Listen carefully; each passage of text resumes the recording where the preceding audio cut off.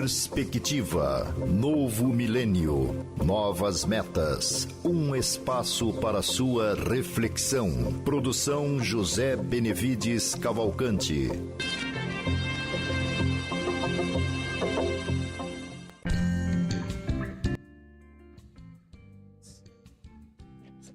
Muito boa tarde, ouvinte do Perspectiva, ouvinte do Rádio Web Meimei. Também muito boa tarde aos ouvintes da FM 98,7 FM, Nova Alternativa, daqui de Garça. Um abraço a todo o pessoal da Nova Alternativa e um abraço a todos os nossos queridos ouvintes. Estamos aqui hoje com muita felicidade para mais um Perspectiva. É a edição no 1731 do programa. Olha só, né? Estamos aqui, eu, Vitor Berno, minha querida amiga Sônia Marra e o meu querido amigo também, o Leandro Martins, na técnica de som, vídeo, né? Porteiro, né? Faz tudo também, segura nós, né? Fala assim, ela corta, tal, né? E tudo mais, né? Então, vamos aqui hoje tentar ser um bom programa, que nós possamos aqui hoje fazer boas reflexões, que o ouvinte, ao término de nosso programa, esteja com mais material para pensar, raciocinar bem e para o bem, né? Pedir então para a nossa amiga Sônia. Boa tarde a todos e vamos aos nossos temas de hoje, que são assim muito especiais. Gênio coreano defende a existência de Deus. Segundo tema, a partir deste ano as regras passam a ser mais duras nas escolas. Terceiro, cai a porcentagem de jovens que recorrem à bebida. Para refletir, é uma afirmação do espírito Erasto para Allan Kardec. Mais vale rejeitar 9 verdades do que aceitar uma única falsidade. Muito bem, esses são os nossos, Você está ouvindo os nossos temas para o dia 11 de nosso janeiro, encontro de domingo. todos os domingos. Muito bem, então vamos com o QI da história defende a existência de Deus. O sul-coreano Yong-Hun Kim acaba de redefinir os limites da inteligência humana ao ser oficialmente reconhecido como a pessoa com o maior QI da história, atingindo a marca de 276. Nem vou falar nada. Graduado pela Universidade de Yonsei e membro de sociedades de alto QI, como a Mega Society, Kim tem utilizado sua visibilidade para abordar um dos temas mais complexos da humanidade: a relação entre lógica extrema e a existência de uma divindade. Ao contrário da ideia que o alto intelecto afasta o indivíduo da espiritualidade, Kim defende que a perfeição das leis matemáticas. Defende a perfeição das leis matemáticas. Para o gênio coreano, o universo não é apenas um conjunto de eventos aleatórios, mas um sistema que exibe uma ordem profunda e intencional. Ele argumenta que, quanto mais mergulhamos nas camadas profundas da física e da matemática, mais difícil se torna sustentar a ideia de um acaso puro. Em suas reflexões, ele aponta que a inteligência humana é uma ferramenta que, ao chegar ao seu ápice, inevitavelmente encontra evidências de uma inteligência ainda maior que a precede.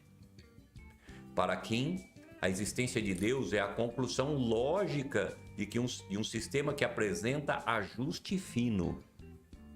Ele sustenta que a probabilidade de a vida e as leis da física terem se alinhado perfeitamente para permitir a consciência é tão ínfima que o projeto inteligente torna-se a explicação mais racional. Esse projeto inteligente ele pôs entre aspas, né? Como sendo assim, projeto inteligente torna-se a explicação mais racional.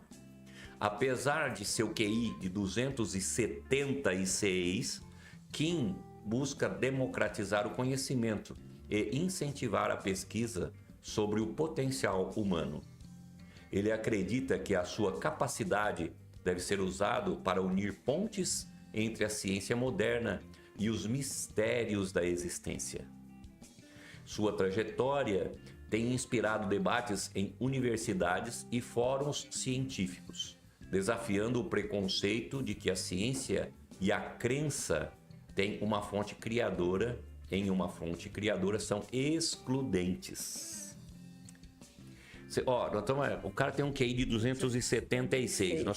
Sônia foi pesquisar aqui, para a gente ter uma ideia, o Einstein não fez, estava escrito lá que o Einstein não fez um teste de QI formal, né?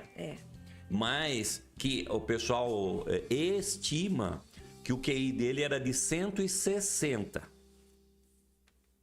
O QI de uma pessoa normal, vamos dizer assim, é 100. O Einstein, 160. O QI do Kim aí é 276. É 100, mais de 100 a mais do que se supõe que era o do Einstein. E de outros que a gente andou dando uma rápida olhada, foge totalmente. E muito interessante, não sei, olha, Yoon Hong Kim, você vê que é um asiático. Coreano. Asiático, tá lá sul-coreano. Sul-coreano, tá lá do outro lado do mundo, lá onde a gente às vezes fica assim refletindo, né? O Ocidente e o Oriente, eles têm muitas diferenças.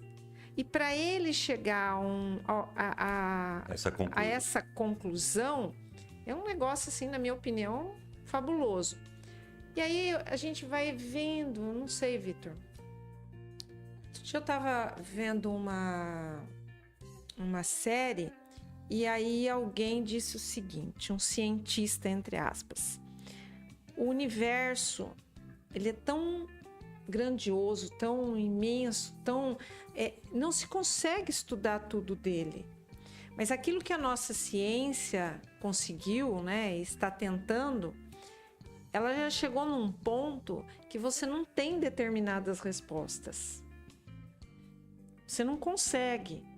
Então, a partir dessa falta de respostas, muitas vezes, está obrigando que os cientistas, os pesquisadores, o pessoal mais ligado à ciência pura, né, vamos dizer assim, ela vá para o caminho de que há uma força maior do que tudo. Alguma coisa projetou, alguma coisa colocou cada elemento do universo no seu devido lugar. Porque não tem como a gente explicar. Você começa olhando o todo, não só, ele fala muito da matemática, e a matemática é uma ciência exata. E eles vão caminhando nessas teorias, né? E chega um ponto que não tem mais resposta. E aí a gente não é estudioso. Mas se a gente pensar que o universo expande e o universo também regride num determinado momento, ele pulsa. O negócio a gente fala assim, como pode? Você tem que acreditar em alguma coisa. Você tem que acreditar numa energia, você tem que acreditar na natureza, você tem que acreditar em algo muito maior que foge ao nosso entendimento. E ele fala uma coisa que a gente nem pensava, né? A gente fica pensando nas leis da natureza. Ele fala assim, se o universo, se as forças do universo, sei lá, né? O acaso do universo fosse conjugada de maneira a criar a consciência. Porque você tem uma consciência, né? A gente é capaz de tomar consciência das coisas. Mas nosso mundinho é muito pequeno. A nossa consciência, né? Vamos dizer assim, ela é muito limitada. Aí um cara que tem um QI de 270 Aí ele começa a defender a existência de Deus, depois de todos esses estudos que estão sendo feitos, todas essas pesquisas. Isso coloca muitas coisas em xeque na nossa sociedade. Uma coisa interessante, porque o cara, se o cara é mais inteligente, ele devia falar, ó, eu sou o cara mais inteligente, tá certo? Ao invés de ele falar, ó, eu sou bonzão, falou, ó, não, gente, o negócio é o seguinte. Ele tá colocando que ele é muito pequeno. Ele falou, ó, não, ó, gente, eu cheguei à conclusão de que tem uma inteligência muito maior do que todo mundo para manter tudo em ordem do jeito que tá. Porque se a gente pensar, tudo existe uma ordem em tudo, né? Por isso que ele fala que é o sistema, o inteligente ali, né? Ele falou assim, como é que chama? Projeto inteligente? É o projeto inteligente. Aqui, ó. Sustenta que a probabilidade de a vida e as leis da física terem se alinhado perfeitamente para permitir que a consciência é tão ínfima que o projeto inteligente torna-se a explicação mais racional. Você tirando, né? Eu falo assim, você excluindo as coisas, aquela que é a mais... Como falava o Sherlock Holmes lá. Se você excluir aquilo que é bobagem, que não dá para acontecer, aquilo que se mostra que é o mais provável, normalmente é a verdade, né? Então, eu falo assim, é uma coisa que a humanidade inteira tem. Todos os povos já pensam na existência de alguma força que comanda tudo. Todos os povos, né? Parece que não existiu um povo ateu até hoje. Você vai no índio lá, o índio pensa, ele compreende que existem forças sobrenaturais que comandam tudo. São as santidades dele, os guias que ele tem ali da floresta. Mas ele sabe que existe tem algo mais além. Além que cuida de tudo, né? Então, se todas como é que eu digo? Em todas as civilizações já se imaginava isso. Agora o cara mais inteligente do mundo, que já existiu no mundo, está existindo hoje, olha que interessante, né? Talvez tenha alguém que possa ter sido mais inteligente, mas não tinha teste de QI antes. Não. Mas, por exemplo, o cara, desde que tem um cara com QI de 276, gente, é muito, pelo amor de Deus. Aí, gente, somos leigos, a gente conversa com vocês a respeito dos temas que nos são colocados, né? Não somos donos de verdade nenhuma. Mas além dele, você começa a pesquisar, muitos gênios e pensadores já defenderam e acreditaram na existência de Deus. O Isaac Newton. O Newton? Também. O Newton é praticamente o pai da física. Não fez o teste de QI, mas que por tudo que ele deixou, os estudos dele, eles apontam que ele deva ter tido um QI em torno de 160, 170 também. O eu não sei falar. Johannes Kepler. Ele é um cristão luterano, né? Que via seu trabalho científico como forma de entender a mente de Deus, né? E ele acrescentaria que o universo foi criado em um plano matemático preciso. Mas ele coloca Deus. O Gregor Mendel. Você aí é mais... Ele é o pai da genética. Uhum. Mas isso, gente, lá atrás, também com uma expectativa de um QI em torno de 170. Ele realizou as experiências dele, né, com as ervilhas, lá enquanto ele estava num mosteiro, como um abade. E ele também defendia, de alguma forma, a existência de Deus. Porque senão ele não estaria dentro de onde? De um mosteiro. Então, são muitos que, se você começar a pesquisar, vão caminhando para como, por quê, onde, de que forma. A gente não consegue... A gente vai vendo assim, é tudo uma ordem muito precisa.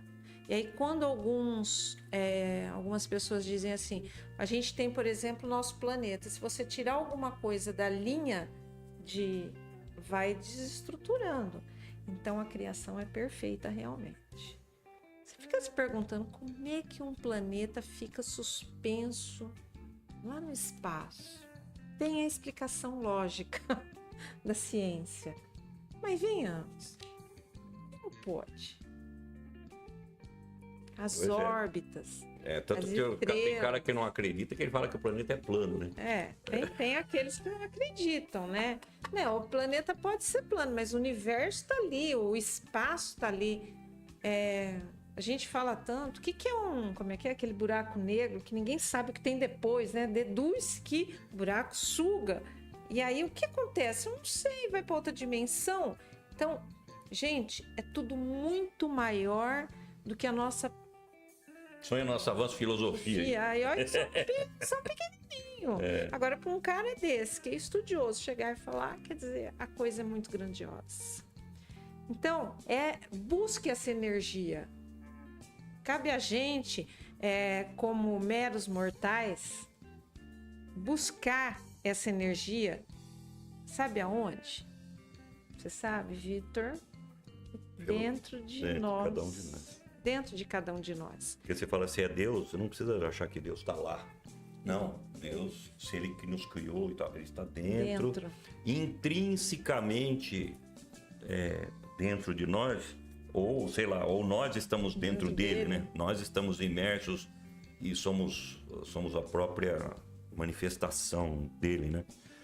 Eu procuro imaginar assim. E que é onde estivermos, falar assim, eu preciso. Às vezes a gente não fala assim, você não precisa ir em lugar nenhum para procurar Deus. Ele está ali, conosco, olhemos para dentro. Na nossa mente, na nossa alma, nas nossas atitudes. Ele está ali, presente. A gente não precisa buscar realmente longe. No mais simples.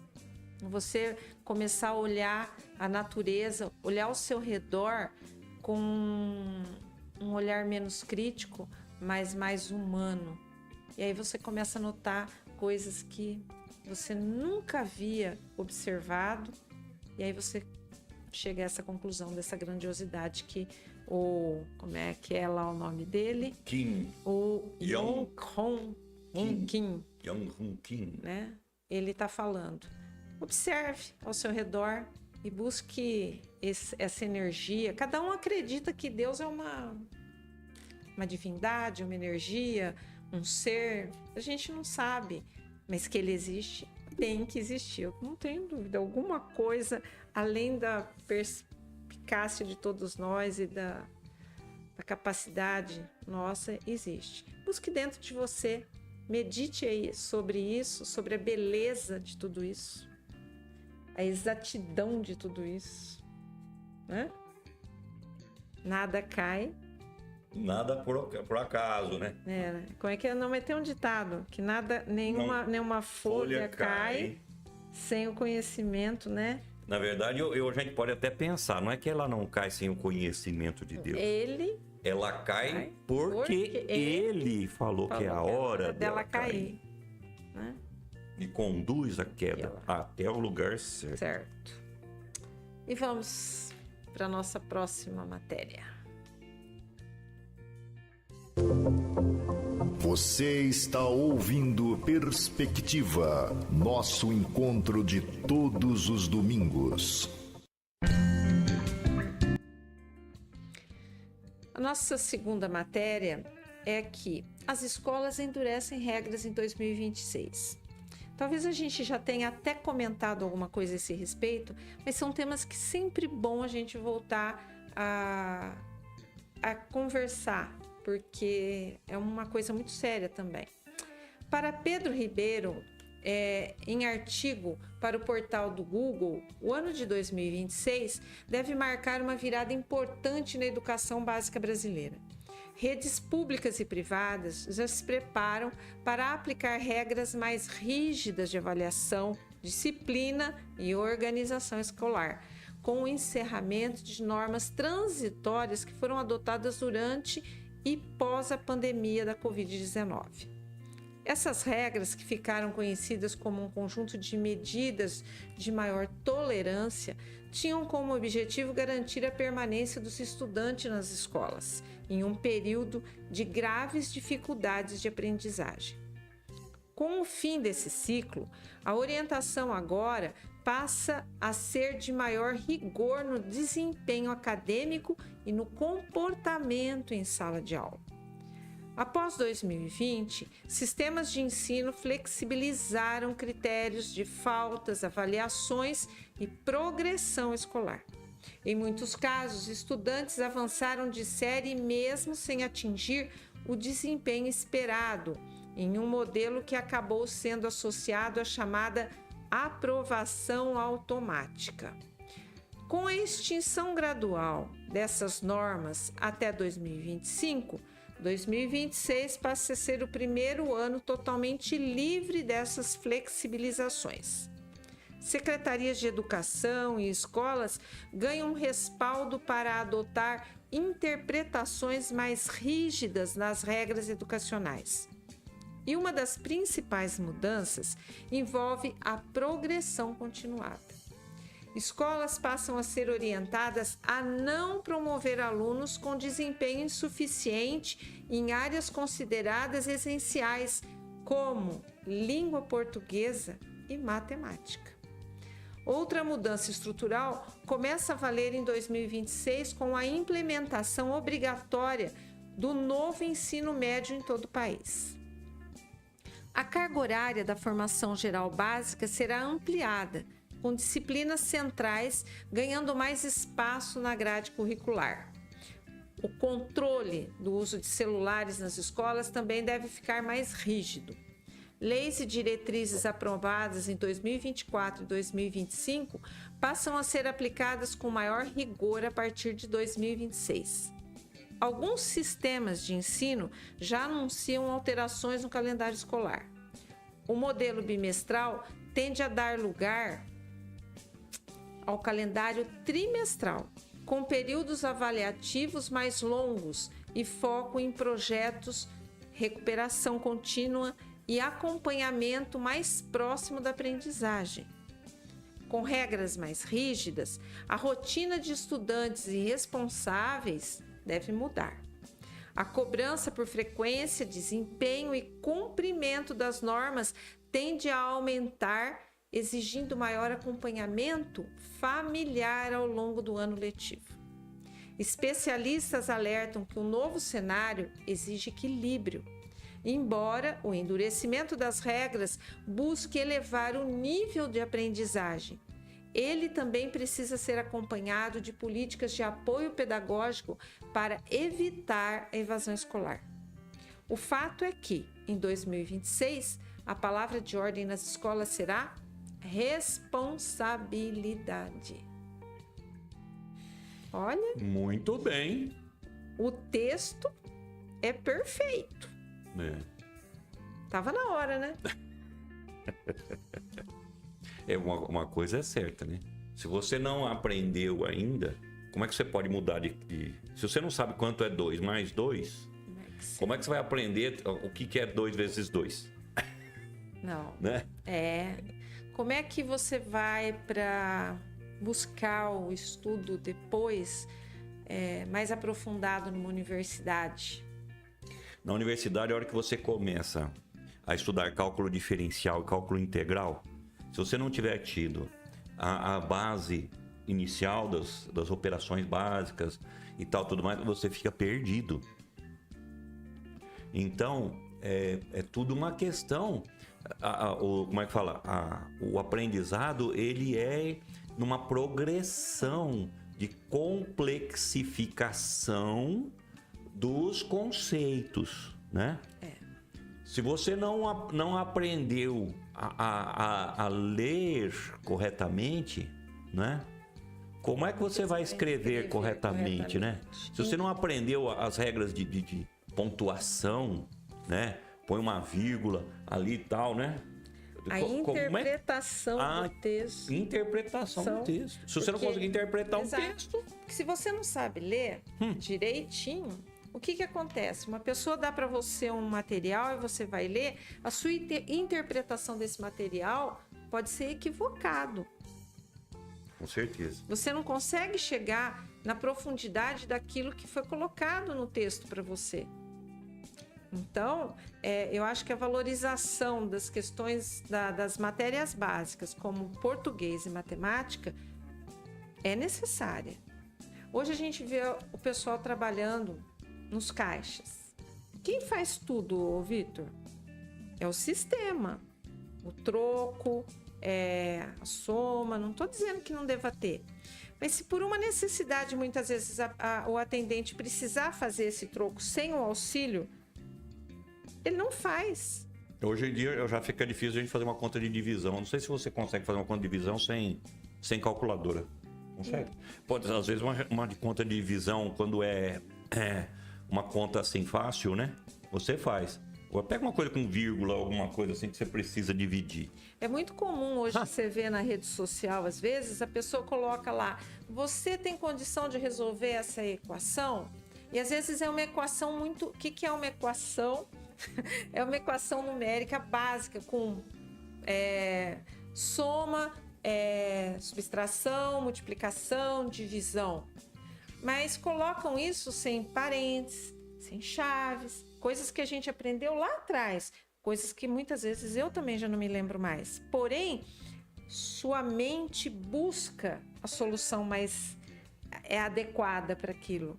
E aí a gente vê os resultados absurdos. Não, eu vi o cara pôs aquelas coisas que aparecem na lógica, lá o cara fez um probleminha simples, né?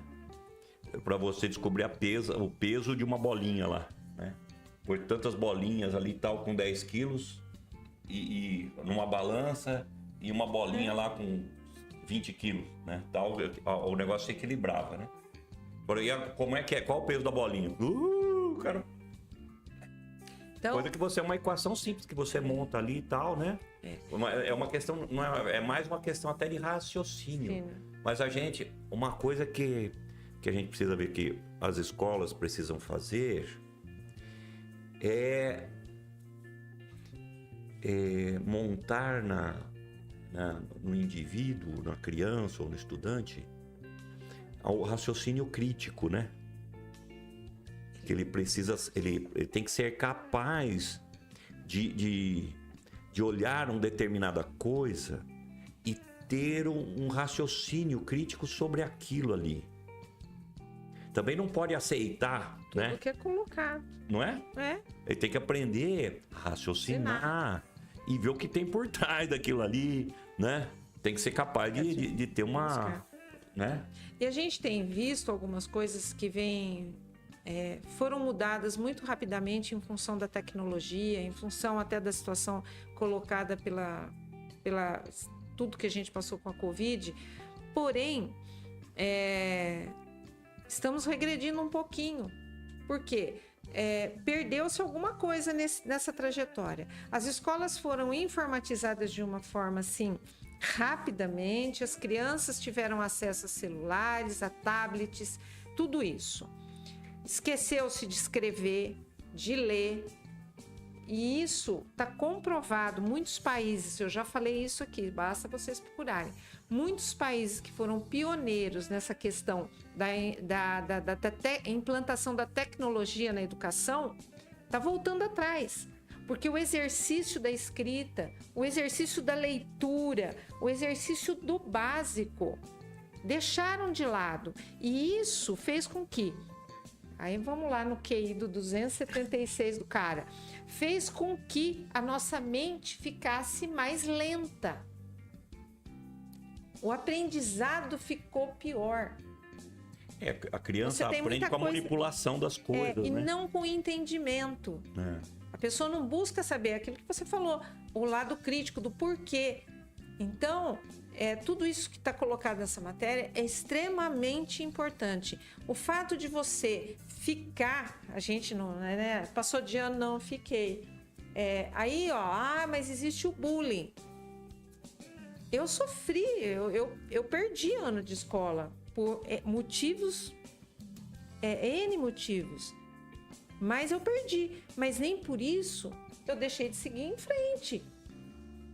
E aquilo me ensinou que eu tinha que estudar mais, eu tinha que procurar entender melhor, buscar outras fontes de aprendizado. Coisa que hoje que acontece, gente? Alguém está estudando a nossa história? E ela é importante, Vitor. Então você repete. Você repete de ano na vida. Então a gente precisa conhecer a história. Não é só a língua portuguesa e a matemática. A gente precisa conhecer a nossa história para a gente não cometer hoje os erros que tá ali registrado na história. Exato. A gente crescer como pessoas. Vai ser geografia, para você saber onde você está. Onde você... É. Ué, Por exemplo, as pessoas... Hoje, se você pega um adolescente, você pergunta quantos estados do Brasil tem, as capitais. Eu fico danada, pô, tem um monte de feriado aí. Se trabalha dentro das escolas, esses feriados, não é para você ir para a praia. É para você aprender sobre aquele evento que ocorreu dentro da história, que tem um significado para crescermos como sociedade. Mas ninguém tá nem aí. Então, eu falei, uma época, eu falei, por mim, baneria tudo. 7 de setembro, 15 de novembro, qual mais? Tiradentes, tem vários. Consciência negra. Consciência negra, por quê? De que adianta você ter aquela data se ninguém trabalha essa data com as crianças e com os jovens? Não, mas é importante porque vamos pegar aí um feriado prolongado, principalmente prolongado. Vamos fazer um churrasquinho e tal. Então, a diferença que nós estamos vendo com o Oriente hoje, com as nações lá do outro lado, é que eles tratam o ensino, a educação com muito mais rigor. Talvez não precisássemos chegar aos extremos que a gente às vezes fica sabendo que existem. Mas a necessidade dessas mudanças, o respeito com o professor, é inconcebível você ver pai chegar numa escola e agredir professor. No meu tempo isso era impossível.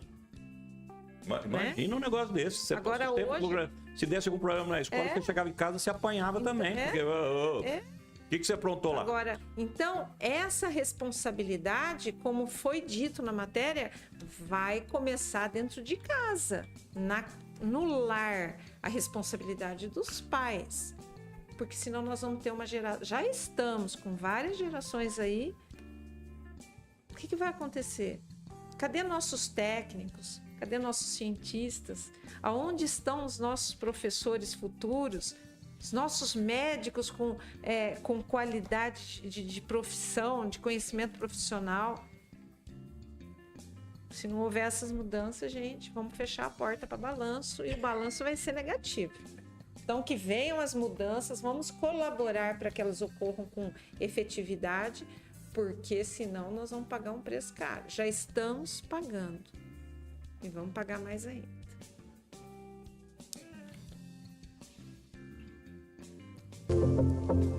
Você está ouvindo Perspectiva, nosso encontro de todos os domingos.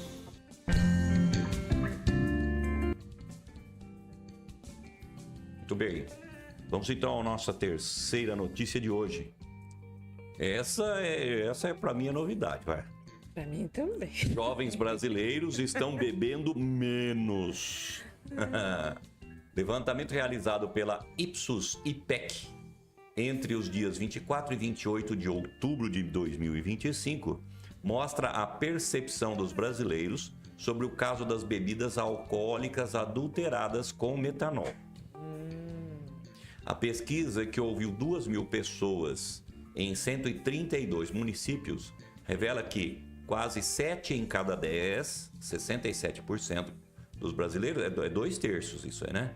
Exatamente. 2/3 dos brasileiros dizem estar preocupados ou muito preocupados com o risco de que eles próprios, familiares ou amigos consumam bebida adulterada com metanol.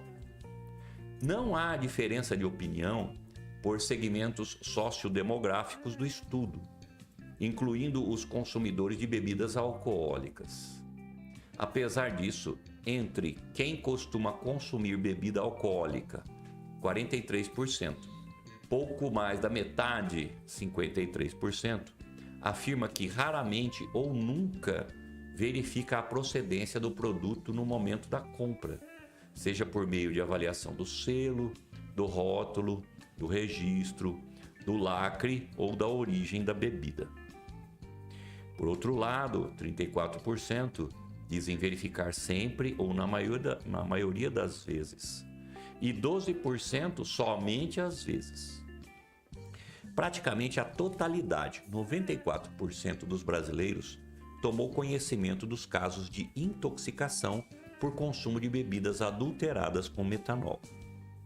As principais fontes de informação a respeito foram a mídia nacional, 72%, com maior alcance entre entrevistados de 45 anos ou mais, e as redes sociais, 72%, especialmente entre quem tem até 34 anos e entre aqueles com ensino médio ou superior.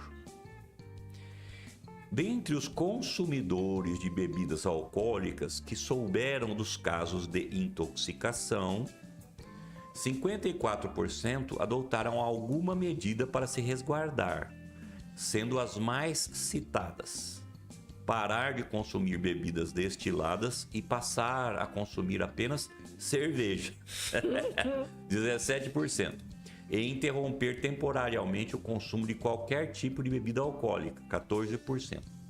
Já 44% não mudaram o comportamento de consumo, pessoal que chega a 55% entre os entrevistados de 45 a 59 anos.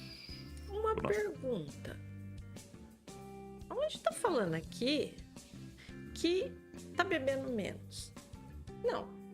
Eles beberam menos por causa da notícia do metanol. Se tomar cuidado, né? Então, só por isso. Você tem que tomar cuidado, porque aí você fala assim também, que os garcenses pararam de beber menos por causa da água... da água que foi contaminada. Da água contaminada, né? Que vitimou o nosso amigo Alexandre lá, né? Foi teve uma repercussão grande aqui, pelo menos local, né? É uma situação muito séria, porque são situações, essa da água e da bebida com metanol, que a polícia tem que chegar a fundo. Porque como fazem com a bebida alcoólica, pode ser com qualquer outra que você consome. E qualquer coisa. E é uma situação assim, precisa-se chegar realmente aos responsáveis. Isso não pode ficar jogado no ar porque pessoas morreram. E aí você verifica que, de acordo com a mídia, eram locais absurdos, né? E a compra desse produto, muitas vezes, o cidadão, muita gente que houve a contaminação, né, que comprou a bebida com metanol, não foi em um barzinho da esquina, não. Então, precisa se chegar, eu acho que se responsabilizar pessoas. Não é só estourar o lugar e falar, não, precisa se chegar aos responsáveis, porque senão a coisa vai descambando. Porém, eu gostei, a notícia me leva a uma reflexão. Jovens brasileiros estão bebendo menos. Eu não considero isso, porque por um lado, vou colocar, é muito comum a gente ver nas cidades os jovens com copão. Você já viu, Vitor? O que é o copão? Bota tudo dentro do copão. Louco. Eu achei que usava o copão, o cara tomava cerveja, tomava um copão de cerveja. O copão vem com vodka, vem com gin, vem com energético, vem com N produtos. E essa moçada toma isso com uma forma assim muito... Tá ali, ó, né? Gente, você sabe, de repente, o mal, a mistura de bebidas. O energético com bebida alcoólica. Então, Isso deve dar uma bomba no organismo. Exatamente. E a gente vê menores consumindo esse tipo de bebida. É visível. Basta a gente sair na rua depois de uma certa hora que você vê praticamente menores de 13, 14 anos com o tal do copão. Acho que eu não estou falando coisa aqui que foge da realidade, né, Leandro? O Leandro está olhando ali, mas não foge. Em contrapartida, existe uma outra realidade. Quando você chega numa área de alimentação de um shopping, esse consumo diminuiu muito, eu acho. Porque é muito difícil você ver alguém tomando um chopp. Cerveja quase não tem, mas é muito difícil você ver alguém consumindo uma bebida alcoólica. E geralmente por quê? Está acompanhado de quem? Está acompanhado da família, é pai com filho, mãe com filho, avós. Então, nesses pontos eu acho que houve a diminuição. Mas de uma maneira geral eu não vejo dessa forma. E isso é muito preocupante, porque é uma moçada que está perdendo um tempo precioso com a bebida. E aí, vamos partir para algumas coisas. A gente gosta de elogiar o primeiro mundo, alguns países. Estados Unidos, por exemplo, tem muitos estados que você não pode beber publicamente. Nem na praia. Não tem barzinho com mesa exposta, o cara tomando cerveja, tomando destilado. Que lá não existe o consumo? Existe. Mas você quer consumir, vai consumir dentro da sua casa ou num local fechado. Uma das coisas que a gente poderia fazer aqui para ajudar a diminuir, a gente já disse isso várias vezes, né? Por exemplo, a propaganda, né? 4 horas da tarde você tem propaganda na televisão sobre cerveja, gente. Você viu que diminuiu drasticamente o consumo do cigarro? Hoje, antes era normal. Se você vê fumar em público, em qualquer lugar, no ambiente fechado, era normal. Hoje em dia, você já viu que se reduziu bastante. A própria propaganda diminuiu bastante. Não tem mais quase. Não tem mais, cigarro você não vê. Dificilmente você vê agora o fumante antes era 90%, hoje deve ser 10%, né, da população, se é que for, né? Você já viu quanto diminuiu. Mas a propaganda, a mídia, as coisas, por exemplo, as novelas e tal, tudo mais, né? Você vê, todos nós somos influenciáveis. Nós somos influenciáveis. Então, se você vê aquilo sempre, parece uma coisa normal. Você vai fazendo. Você vai fazer. Se você não vê aquilo sempre, você não deve ser normal. Então, quando você restringe aí a propaganda e tal, tudo mais, você vai ajudar a diminuir muito no consumo, né? Que seja que chegue um dia que a propaganda de bebida alcoólica seja restringida ou eliminada dos meios de comunicação em massa, como foi o cigarro. Eu também acho. Para diminuir isso daí. Não é que você... Não vamos endemoniar a bebida, não. Não podemos pensar nisso. Por quê? Quem quer vai beber. Vai beber. Você beber uma cervejinha, beber Você ter essa disponibilidade da informação para uma criança que está, de repente, assistindo desenho e aparece entre um desenho e outro, aparece a propaganda. Porque tem gente ainda. 4 horas da tarde, Vitor. Esses dias que a gente teve uma disponibilidade maior, que você está com pessoas na sua casa, às vezes, existe aquela coisa de você liga e fica... E você vê a propaganda. E vende a imagem de que, poxa, é aquela imagem que o cigarro vendia, né? Lembra? Que era o ouro, o Marlboro, que era o bom. Eu lembro que era o cara no cavalo, né? Ouro, beleza, tá. Hoje é a mulher bonita... É o cantor que faz essa divulgação. E aí, correndo na praia. Ai, tá correndo atrás de quem? Ai, vai lá pra barraca beber. Aproveite o seu tempo, gente. Com seu filho, com a sua família. Vai conhecer lugares. Você já parou para fazer uma conta de quanto você gasta com bebida? Quem bebe? Daria para ter uma vida melhor. Daria para comprar um brinquedo para o seu filho. Daria para comer melhor dentro de casa. Aí você chega lá no supermercado, você vê o quê? O cidadão comprando a cerveja, ele não olha o preço. Mas o leite, ele compra mais barato. Então, é uma questão de conscientização. Então, e outra, a consequência da bebida... O cigarro, o cara desenvolvia câncer de pulmão. Às vezes alguém que estava próximo poderia até ter também, né? Porque a fumaça, a nicotina, chegava para outras pessoas. Mas hoje, se você parar para pensar, os malefícios do álcool são acidentes que matam pessoas que não bebem. Eu tô falando besteira? Não, você vê, se você pegar a maior parte dos acidentes que nós temos aqui no Brasil, tem bebida envolvida. Tem bebida. Então, o acidente, Acidentes. as brigas que acontecem e que as pessoas perdem o bom senso, normalmente tá a bebida envolvida. As questões de reuniões de família, onde tem muita bebida, é fatal, sempre sai enrosco. Então, não faz mal só para quem bebe. Faz mal para a família, faz mal para os amigos e faz mal para terceiros que nem estão sabendo que você bebe. E o custo disso dentro de uma rede pública de saúde. Hoje em dia, o excesso de bebida, né? Não é a bebida, o excesso de bebida das pessoas já se tornou um problema de saúde pública, né? Exato. E aí você vem, a pessoa desenvolve cirrose, é maior a incidência de AVC, de ataque cardíaco, vai sofrer de pressão alta. Tem vários fatores. E quem paga? Somos nós. Então, eu fico danada, você sabe a consequência, mas o cara insiste. E aí o poder público precisa começar a atuar.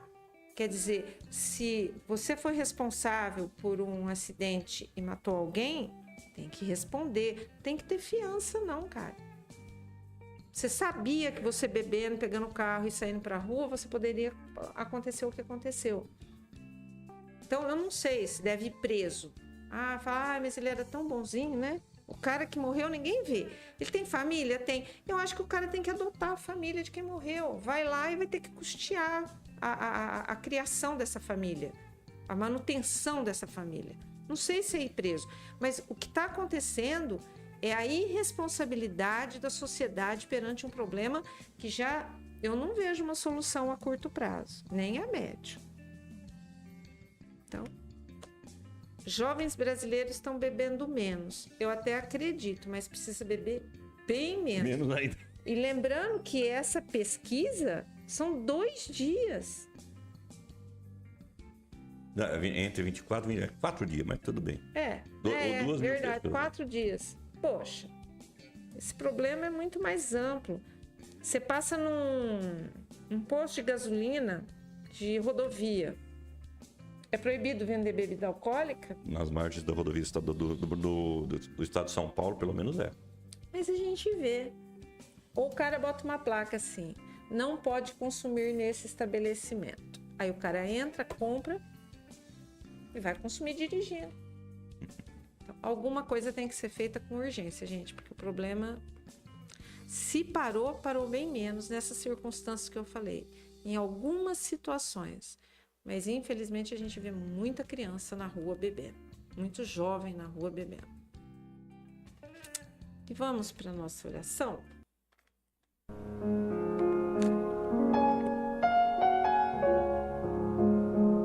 Você quer... O Vitor veio hoje com uma mensagem na mão? Eu vim do Cláudio. O Cláudio entregou. Você quer utilizar? Eu acho muito interessante essa mesmo. Então, manda ver, vamos nela. Ele trouxe... É do livro Sinal Verde, do André Luiz, psicografia do Chico Xavier. Isso é do ano de 1972. Vamos ver se vale a pena. 72, nós estamos falando de 50. Hoje nós estamos falando. Nós estamos falando de 50 anos atrás, coisa do século passado, né? Antes de você só começar a mensagem, vou falar uma coisa. A gente falou do QI do cara lá, de todo o estudo dele, do 276. Nós falamos da educação e falamos do álcool.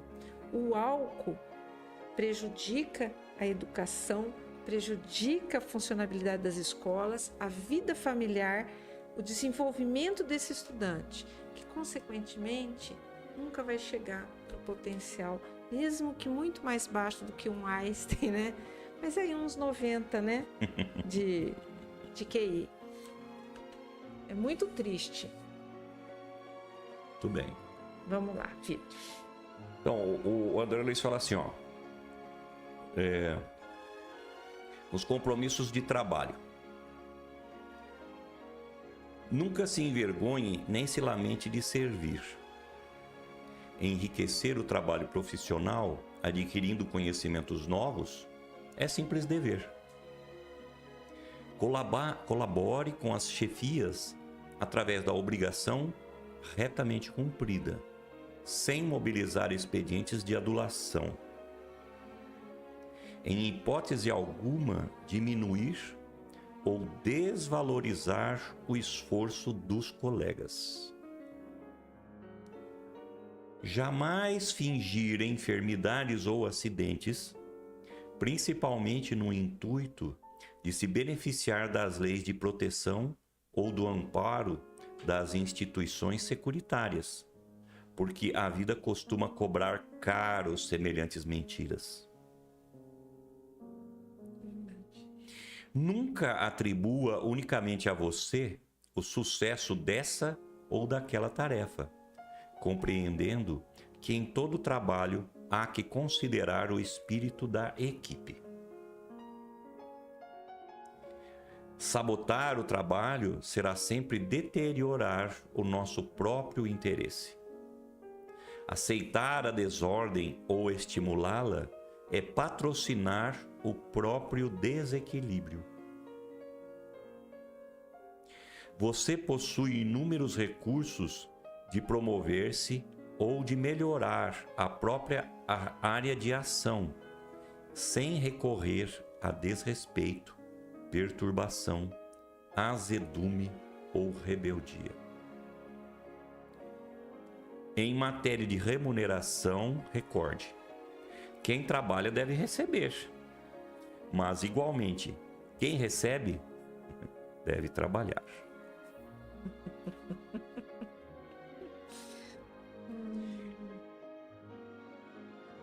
Aí tem algumas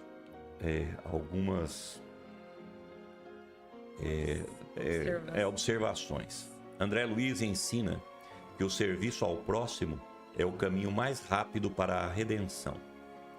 Mesmo no mundo espiritual, o espírito precisa ser útil para ascender, combatendo a ociosidade.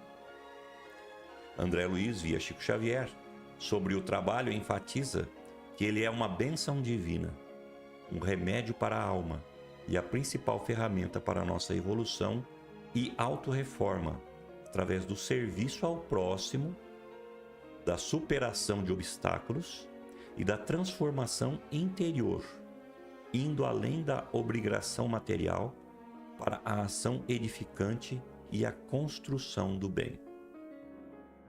Em qualquer apreciação alusiva às segundas e terceiras pessoas, tenha cuidado. Em outras ocasiões, outras pessoas serão chamadas a fim de se referirem a você.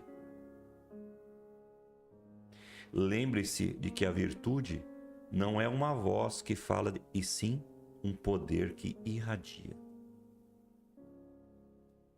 Isso está no André Luiz também, Francisco Xavier, no livro Agenda Cristã. Aí outra: Deus não tem religião. Onde houver amor de verdade, consciências iluminadas e caridade, lá estará Deus. Tem uma aqui, ó, só para concluir. O sucesso é uma jornada construída passo a passo e cada passo conta. Uma jornada de 1000 milhas começa com um único passo. O segredo está em continuar caminhando. Encare o trabalho como a sua chance, oportunidade de fazer algo para o mundo. Dê o seu melhor. O melhor seguro para o amanhã é o trabalho bem feito hoje. Muito bem.